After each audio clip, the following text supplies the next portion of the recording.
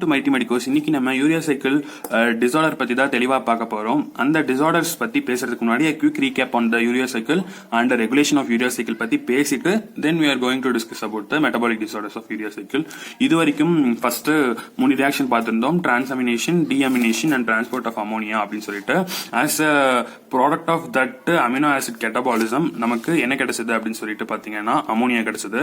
இது எங்க இந்த யூரியா சைக்கிள் நடக்கும் அப்படின்னு சொல்லிட்டு கேட்டீங்கன்னா ஹெப்படோசைட்ல நடக்கும்.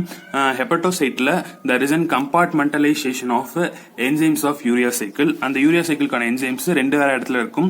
முதல் ரெண்டு ரியாக்ஷனும் மைட்டோகாண்ட்ரியால் நடக்கும், மீதி இருக்க ரியாக்ஷன்லாம் சைட்டோபிளாஸ்ம் நடக்கும். சோ இந்த அமோனியா என்ன ஆகுது அப்படின்னு சொல்லிட்டு பாத்தீங்கன்னா ஃபர்ஸ்ட் மைட்டோகாண்ட்ரியால என்டர் ஆகுது.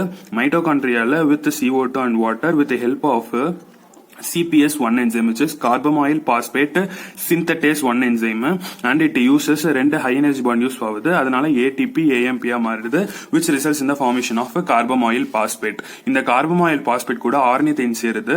ஆர்னித்தைன் சைட்டோபிளாசம்ல இருந்திருக்கும். அது இப்ப மைட்டோகாண்ட்ரியா வரதுக்காக த்ரூ அண்ட் டிரான்ஸ்போர்ட்டர் ஆர்னித்தைன் டிரான்ஸ்போர்ட்டர் வழியா மைட்டோகாண்ட்ரியாக்குள்ள என்டர் ஆகி ஆர்னித்தைனும் கார்பமாயில் பாஸ்பேட்டும் சேர்ந்து சிட்ருலின் ஃபார்ம் பண்ணுது வித் ஹெல்ப் ஆஃப் என்சைம் கால் ஆர்னித்தைன் டிரான்ஸ்கார்பாமிலேஸ். இந்த சிட்ருலின் வந்துட்டு மைட்டோகாண்ட்ரியால இருந்து சைட்டோபிளாசம்க்கு வெளியே வந்து சிட்ருலினும் அஸ்பார்டேட்டும் சேர்ந்து ஆர்ஜினோசக்சினேட் ஃபார்ம் பண்ணுது வித் ஹெல்ப் ஆஃப் ஆர்ஜினோசக்சினேட் சிந்தட்டேஸ். இதுலயும் ரெண்டு ஹை எனர்ஜி பாண்ட் யூஸ் ஆகுது. அப்போ மொத்தம் யூரியா சைக்கிள்ல 4 ஹை எனர்ஜி பாண்ட் யூஸ் ஆயிருக்கு இந்த யூரியா சைக்கிள் ஃபுல்லா நடக்கிறதுக்கு. அதுக்கப்புறம் பாத்தீங்க அப்படின்னா இந்த argininosuccinate with help of enzyme called argininosuccinase or it is otherwise called as argininosuccinate lyase. அந்த என்சைம் மூலமா இது ரெண்டா கிளீவ் ஆகுது. ஃபியூமரேட் ஆகும், ஆர்ஜினைன் ஆகவும் ரெண்டா கிளீவ் ஆகுது. இப்படி கிளீவ் ஆனதுக்கு அப்புறம் இந்த arginine is then with help of arginase யூரியாவாகவும் ஆர்னித்தைனாவும் பிரிஞ்சிருது. Ornithine is resynthesized. இந்த ரீசைக்கிள் ஆன இந்த ஆர்னித்தைன் நெக்ஸ்ட் அமோனியாவோட சேர்ந்து அடுத்த யூரியா ஃபார்ம் பண்றதுக்கு ஹெல்ப் பண்ணும். இப்படிதான் யூரியா சைக்கிள்ல யூரியா இஸ் சிந்ததைஸ்டு. இப்போ நான் ஒரு இடத்துலயும் நம்பர் போட்டிருக்கேன் 1 2 3 4 5 5 என்சைம்ஸும் இருக்கு. அந்த 5 என்சைம்ஸ்க்கும் என்னென்ன டிசார்டர் வரும் அப்படின்னு சொல்லிட்டு இங்க நான் எழுதியிருக்கேன். அதுக்கு முன்னாடி இந்த யூரியா சைக்கிளோட ரெகுலேஷன் எப்படி நடக்கும் அப்படின்னு சொல்லிட்டு பாத்திரலாம். யூரியா சைக்கிளோட ரெகுலேஷன் மொத்தம் 2 விதமா இருக்கும். ஒன்னு ஃபீட் ஃபார்வர்ட் ரெகுலேஷன், இன்னொன்னு அல்லோஸ்டெரிக் மெக்கானிசம் மூலமா ரெகுலேட் ஆகும். ஃபீட் ஃபார்வர்ட் ரெகுலேஷன் அப்படின்னா based on the substrate availability. எவ்வளவு அமோனியா அதிகமா இருக்கோ அவ்வளவு அதிகமா யூரியா சைக்கிள் நடக்கும். அதுப்பனா எவ்வளவு அதிகமா நம்ம புரோட்டீன் டயட் அதிகமா எடுத்துக்கிறோமோ அவ்வளவுக்கு அவ்வளவு புரோட்டீன் உடஞ்சு அமினோ ஆசிடா மாறும். அமினோ ஆசிட் உடஞ்சு அது வந்துட்டு அமோனியாவா மாறும். Ammonia enters into the urea cycle. There is an increased urea cycle.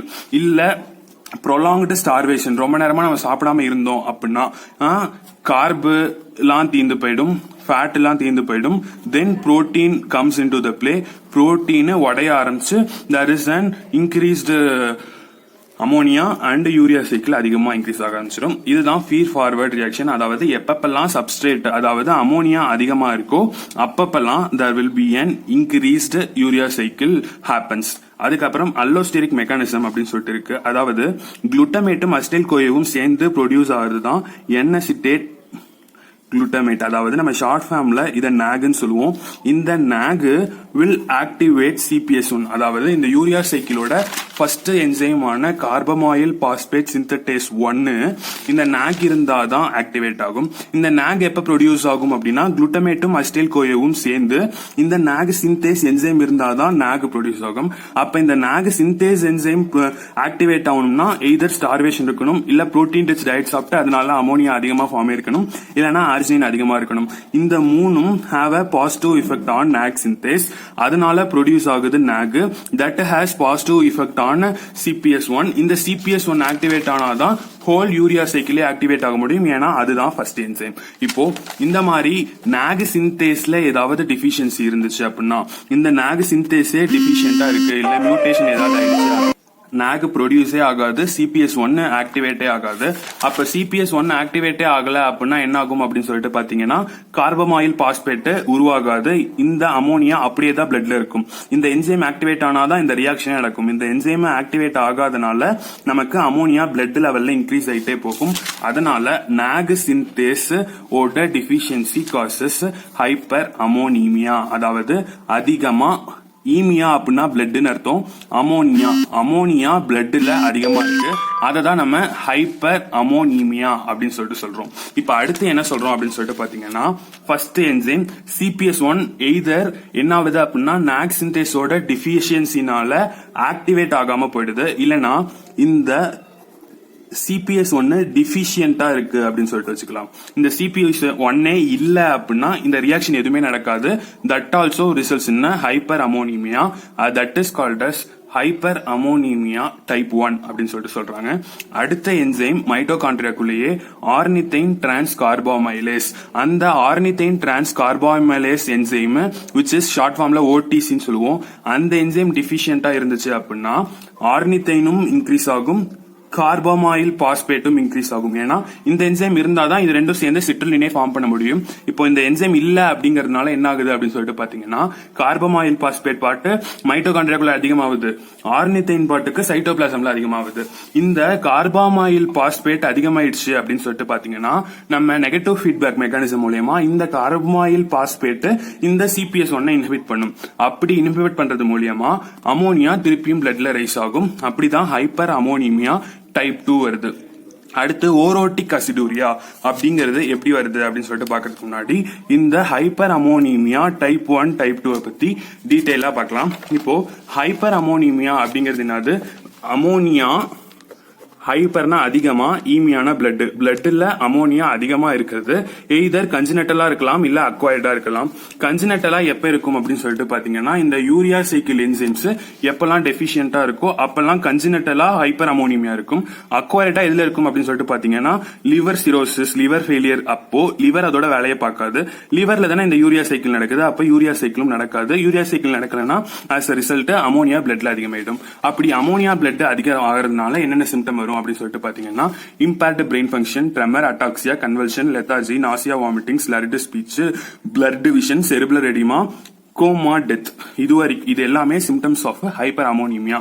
இப்போ இந்த ஹைப்பர் அமோனிமியாவை எப்படி ட்ரீட் பண்ணலாம் அப்படின்னு சொல்லிட்டு பாத்தீங்கன்னா, புரோட்டீன் அதிகமா சாப்பிட்டா அதிகமா அந்த புரோட்டீன் கெட்டபலைஸ் ஆகி அமினோ ஆசிடா மாறும், அதனால அதிகமா அமோனியா ஃபார்ம் ஆகும். அப்படி அமோனியா ஃபார்ம் ஆனாதான் அது யூரியா சைக்கிள்குள்ள வரணும். அப்போ புரோட்டீன் சாப்பிட்றதையே ரெஸ்ட்ரிக்ட் பண்ணலாம். அதுக்கு பதிலா எனர்ஜியை நம்ம IV குளுக்கோஸாவும் லிபிடாவும், நமக்கு தேவையான எனர்ஜி எல்லாத்தையும் IV லிபிடாவும் IV குளுக்கோஸாவும் கொடுக்கறது மூலியமா புரோட்டீன் கேட்டபாலிசமா நம்மளால தடுக்க முடியும். ஏன்னா எப்போ குளுக்கோஸும் ஃபேட்டும் பத்தலையோ அதுல இருந்து எல்லா எனர்ஜியும் தீரிடுச்சோ அப்பதான் புரோட்டீன் உடைய ஆரம்பிக்கும். அப்போ குளுக்கோஸ் ஃபேட்டுமே தீராத அளவுக்கு நம்ம பார்த்து குளுக்கோஸும் லிபிடும் ஐவில ஏத்திட்டு இருந்தோம்னா புரோட்டீன் தேவையில்லாம உடையாது. இது செகண்ட் பாயிண்ட். தேர்ட் பாயிண்ட் என்னன்னா, ரெண்டு drugs which is sodium benzoate, phenyl அசிட்டேட்னு சொல்லிட்டு ரெண்டு ட்ரக் இருக்கு. சோடியம் பென்சோவேட் கொடுத்தோம் அப்படின்னா அமோனியா செரின் சிந்தசிஸ்லயும் கிளைசின் சிந்தசிஸ்லயும் ஹெல்ப்ஃபுல்லா இருக்கும். கரெக்டா? அந்த ரெண்டு அமினோ ஆசிட்ல செரின் கிளைசினா மாற முடியும். அப்போ அந்த கிளைசினும் இந்த சோடியம் பென்சோவேட்ல இருந்து பென்சாயில் கோவை ஃபார்ம் ஆகி ரெண்டும் ஹிப்யூரிக் ஆசிடா சேர்ந்துடும். இந்த hippuric acid is water soluble. It can be excreted in the urine through which பாடியில ஃபார்ம் ஆன ammonia is excreted as hippuric acid in the urine. அதனால யூரியா சைக்கிளே தேவைப்படாது அப்படின்னு சொல்லிட்டு சொல்றாங்க. இல்லனா ஃபினைல் அசிட்டேட் கொடுத்தோம் அப்படின்னா ஃபினைல் அசிட்டேட் கோயேவா அது பாடியில ஃபார்ம் ஆகி குளுட்டமைன் which contain ரெண்டு அமினோ குரூப் இருக்கு இந்த குளுட்டமைன்ல. சோ அது மூலியமா நம்மளால ரெண்டு அமோனியாவை இந்த குளுட்டமைனும் இந்த ஃபினைல் அசிட்டேட்டும் சேர்ந்தா ஃபினைல் அசிட்டேட் குளுட்டமைனா மாறும் which is also water soluble. இந்த ரியாக்ஷன் மூலியமா நம்ம ரெண்டு அமோனியாவை யூரின்ல எக்ஸ்கிரீட் பண்றோம் which அதனால யூரியா சைக்கிள் தேவைப்படாது. யூரியா சைக்கிள் இருந்தாலும் ரெண்டு அமோனியா தான் எக்ஸ்கிரீட் ஆக போகுது. சோ அதுக்கு சப்ஸ்டியூட்டா இந்த ஃபினைல் அசிட்டேட் அப்படிங்கிற ட்ரக் நம்மளால கொடுக்கலாம். இல்லனா என்ன பண்ணலாம்னா, பிளட்ல அதிகமா அமோனியா இருக்கா, ஹீமோ டயாலிசிஸ், பிளட் எடுத்து வெளியே டயாலிசிஸ் பண்ணி அதுல இருந்து அமோனியாவெல்லாம் ரிமூவ் பண்ணிட்டு திருப்பி வச்சிடலாம். இல்லனா லிவர்ல அந்த என்சைம்லாம் இல்லாதனால தானே வருது, நல்ல லிவரை டிரான்ஸ்பிளான்ட் பண்ணலாம். அந்த என்சைம்க்கு ஜீன் தெரப்பி கொடுக்கலாம். இதெல்லாம் தான் ட்ரீட்மெண்ட் ஃபார் ஹைப்பர் அமோனிமியா. ஹைப்பர் அமோனிமியா அப்படின்னு சொல்லிட்டு ஒரு கொஸ்டின் கேட்டாங்கன்னா அது எல்லாத்துக்கும் இதையும் எழுதணும், ஹைப்பர் அமோனிமியா காஸ் பண்ற இந்த ரெண்டு என்சைம் பெரியும் எழுதணும், இந்த ரியாக்ஷன் பெரியும் எழுதணும். This what completes hyperammonemia. அடுத்து OTC டிஃபிஷியன்சியா இருந்துச்சு அப்படின்னா நம்ம என்ன சொன்னோம், இந்த ஆர்னித்தைன் கார்பாய்மலேஸ் டிஃபிஷியன்டா இருக்கிறதுனால அடுத்த ரியாக்ஷன் நடக்காம கார்பாயமாயில் பாஸ்பேட் பிளட்ல அதிகமாயிட்டே இருக்கும் அப்படின்னு சொல்லிட்டு சொன்னோம். இந்த மைட்டோகாண்ட்ரியால அதிகமா இருக்க இந்த கார்பாயமாயில் பாஸ்பேட் சைட்டோபிளாசம்குள்ள வரும். அப்படி சைட்டோபிளாசம்குள்ள வந்துச்சு அப்படின்னா ஃபர்ஸ்ட் இது வரைக்கும் என்ன பார்த்திருந்தோம், அதிகமா இருக்க இந்த கார்பாயமாயில் பாஸ்பேட் CPS1 இன்வைட் பண்ணும், அதனால ஹைப்பர் அமோனிமியா வரும், அதனால சில சிம்டம்ஸ் வரும் அப்படின்னு சொல்லிட்டு சொன்னோமா. அதை பத்தி எல்லாம் பேசி முடிச்சாச்சு. இப்போ அது சைட்டோபிளாசம்குள்ள போனுச்சு அப்படின்னா அங்க கார்பாயில் பாஸ்பேட் சிந்தேஸ் 2 அப்படிங்கிற ஒரு என்சைமை அதை ஆக்டிவேட் பண்ணி pyrimidine மெட்டபாலிசம் அதை ஆக்டிவேட் பண்ணி as a result of pyrimidine metabolism orotic acid பிளட்ல இன்க்ரீஸ் ஆகி ஓரோட்டிக் அசிடூரியாவா வரும். அதுதான் ஓரோட்டிக் அசிடூரியா. அப்போ OTC டிஃபிஷியன்சில எய்தர் ஹைப்பர் அமோனிமியா வரலாம் இல்ல ஓரோட்டிக் அசிடூரியா வரலாம். அடுத்து மூணாவது என்சைம் ஆர்ஜினோசக்சினேட் சிந்தேஸ். இந்த என்சைம் இல்ல அப்படின்னா ஃபார்ம் ஆன சிட்ரலின் வந்துட்டு அர்ஜினோசக்சினேட்டா மாற முடியாது. அப்போ சிட்ரலின் இன்க்ரீஸ் ஆயிட்டே இருக்கும். அந்த சிட்ரலின் இந்த என்சைமை பிளாக் பண்ணும், அதனால கார்பாயில் பாஸ்பேட் இன்க்ரீஸ் ஆகும். அதனால இந்த கார்பாயில் பாஸ்பேட் நம்மளோட CPS1 இன்க்ரீஸ் பண்ணும், அதனால ஹைப்பர் அமோனிமியா வரும். இந்த பாத்வேல எந்த ஒரு என்சைம் டிஃபிஷியன்டா இருந்தாலும் அது இன்டர்ன் அதுக்கு முன்னாடி இருக்க சப்ஸ்ட்ரேட்டை இன்க்ரீஸ் பண்ணி அதுக்கு முன்னாடி இருக்க என்சைமை பிளாக் பண்ணி அது ஃபைனலி காசஸ் ஹைப்பர் அமோனிமியா. அதாவது இப்போ ஆர்ஜினேட் சக்சினேட் சிந்தேஸ் இல்லங்கிறதுனால சிட்ரலின் அதிகமாகுது, அதனால சிட்ரலினிமியா வரும். அது ஃபர்ஸ்ட் பாயிண்ட். ஆனா இந்த citrulline in turn have a feedback mechanism on in the OTC, அதனால கார்பாயில் பாஸ்பேட் இன்க்ரீஸ் ஆகும். அது in turn have negative feedback metabolic action on CPS1, அதனால அமோனியா இன்க்ரீஸ் ஆகும். that also results in hyperammonemia. அடுத்து ஆர்ஜினோசக்சினேட் லையஸ். இந்த enzyme இல்லனா இந்த ஆர்ஜினோசக்சினேட் பாடியில இன்க்ரீஸ் ஆக ஆரம்பிக்கும், அதனால ஆர்ஜினோசக்சினிக் ஆசிட் யூரின்ல வரும். அததான் ஆர்ஜினோசக்சினேட் யூரியா அப்படின்னு சொல்லிட்டு சொல்றோம். இப்போ ஆர்ஜினோசக்சினேட் அசிடூரியா வந்துச்சு அப்படின்னா இந்த ஆர்ஜினோசக்சினேட் உடஞ்சாதான் ஆர்ஜினைன் கிடைக்கும், ஃபியூமரேட் கிடைக்கும். ஆனா இந்த என்சைம் இல்லங்கிறதுனால ஆர்ஜினைன் பாடிக்கு கிடைக்காது. Arginine is needed for a hair growth. அது இல்லாதனால என்ன ஆகும்னா ஹேர் டப்டடாவும் ஃப்ரையபிளாவும் மாறிடும். இந்த கண்டிஷனுக்கு பேரு ட்ரைகோரெக்சிஸ் நோடோசா அப்படின்னு சொல்லிட்டு சொல்றோம். இது ஆர்ஜினோசக்சினிக் அசிடூரியானால ஏற்படுற ஒரு டிசீஸ் which is ட்ரைகோரெக்சிஸ் நோடோசா அப்படின்னு சொல்லிட்டு சொல்றோம். அடுத்து இது ஆர்ஜினேஸ். இந்த ஆர்ஜினேஸ் அப்படிங்கிற என்சைம் டிஃபிஷியன்டா இருந்துச்சுன்னா யூரியா ஃபார்ம் ஆகாது, ஆர்னித்தைன் ஃபார்ம் ஆகாது, ஆர்ஜினைன் பிளட்ல இன்க்ரீஸ் ஆக ஆரம்பிக்கும். அதனால வரதுதான் ஹைப்பர் ஆர்ஜினின் ஈமியா அப்படின்னு சொல்லிட்டு சொல்றோம். இந்த arginine intern it has negative metabolism on this, அதனால இது இன்க்ரீஸ் ஆகும். இதுல இருந்து நெகட்டிவ் மெட்டபாலிசம் இது மேல ஆகி சிட்ரலின் இன்க்ரீஸ் ஆகும். இது மேல நெகட்டிவ் ஃபீட்பேக் வந்து அதனால CPS இன்க்ரீஸ் ஆகும். இது CPS1 மேல நெகட்டிவ் ஃபீட்பேக் மெட்டபாலிசம்னால அமோனியா இன்க்ரீஸ் ஆகும். இது மாதிரி அந்த என்சைம் டிஃபிஷியன்டா இருந்தா அதுக்கு முன்னாடி இருக்க சப்ஸ்ட்ரேட் அதுக்கும் ஃபார்வர்டா இருக்க என்சைம் மேல நெகட்டிவ் ஃபீட்பேக் ஆக்ஷன் கொடுத்து எல்லா என்சைம் டிஃபிஷியன்சிலுமே there will be hyper ammonemia plus அந்தந்த ஈமியாஸ் இருக்கும். இதுதான் டிசார்டர்ஸ் ஆஃப் என்ன சொல்றோம் அப்படின்னு சொல்லிட்டு பாத்தீங்கன்னா யூரியா சைக்கிள் டிசார்டர் சொல்றோம். இதுல ஒரு விஷயத்த நம்ம லாஸ்டா விட்டுட்டோம் which is இந்த ஆர்னித்தைன் மைட்டோகாண்ட்ரியாக்குள்ள எப்படி வருதுன்னா இந்த ஆர்னித்தைன் டிரான்ஸ்போர்ட்டர் வழியா வருது. கரெக்டா? இந்த ஆர்னித்தைன் டிரான்ஸ்போர்ட்டர்ல ஏதோ பிரச்சனை அப்படின்னா இந்த ஆர்னித்தைனால உள்ள வரவே முடியாது. இப்போ இந்த ஆர்னித்தைன் உள்ள வரலன்னா இந்த கார்பாமாயில் பாஸ்பேட் இது கூட ரியாக்ட் ஆக முடியாது, சிட்ரலின் ஃபார்ம் ஆக முடியாது. கரெக்டா? அப்போ என்ன ஆகும் அப்படின்னா இந்த டிரான்ஸ்போர்ட் ஒழுங்கா ஒர்க் ஆகலன்னா as a result ornithine increase ஆகும். அதுக்கப்புறம் என்ன இன்க்ரீஸ் ஆகும்னா அமோனியா இன்க்ரீஸ் ஆகும். ஏன்னா அமோனியா கார்பாயில் பாஸ்பேட்டா மாறுமே தவிர கார்பாயில் பாஸ்பேட் சிட்ரலினா மாறாது. அதனால இன்க்ரீஸ் ஆன இந்த carbamoyl phosphate has a negative feedback mechanism on CPS1, அதனால இதை இன்ஹிபிட் பண்ணிடும். அதனால இன்டர்ன் பிளட்ல அமோனியா அதிகமாகும். அது மட்டும் இல்லாம வேற என்ன அதிகமாகும் அப்படின்னு சொல்லிட்டு கேட்டீங்கன்னா ஹைப்பர் ஆர்னிதீமியா இருக்கும் சொன்னேன், ஹைப்பர் அமோனிமியா இருக்கும் சொன்னேன். இப்போ ஹோமோசிட்ரலினூரியா இருக்கும் அப்படின்னு சொல்றேன். ஹோமோசிட்ரலினூரியா அப்படின்னா இந்த ஆர்னித்தைன் அதிகமானுச்சு, கார்பாயில் பாஸ்பேட் அதிகமானுச்சு, அமோனியா அதிகமானுச்சு. அமோனியா அதிகமானதுனால வந்தது ஹைப்பர் அமோனிமியா, ஆர்னித்தைன் அதிகமானால வந்தது ஹைப்பர் ஆர்னித்தைனீமியா. இந்த CPS கார்பாயில் பாஸ்பேட் அதிகமானுச்சுன்னா அது லைசின் கூட சேர்ந்து ஹோமோசிட்ரலின் அப்படிங்கிற காம்பவுண்ட ஃபார்ம் பண்ணும். அது பிளட்லயும் அதிகமா இருக்கும், யூரின்லயும் அதிகமா வரும்.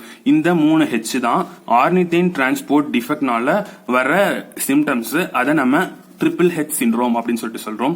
ஹைப்பர் ஆர்னித்தைனீமியா, ஹைப்பர் அமோனீமியா, ஹோமோசிட்டோலினூரியா, இது மூணும் சேர்ந்துதான் ட்ரிபிள் ஹெச் சிண்ட்ரோம். இதுதான் disorders of urea cycle and urea cycle. இது எல்லாத்தையுமே நட்ஷெல்ல பார்த்துட்டோம்.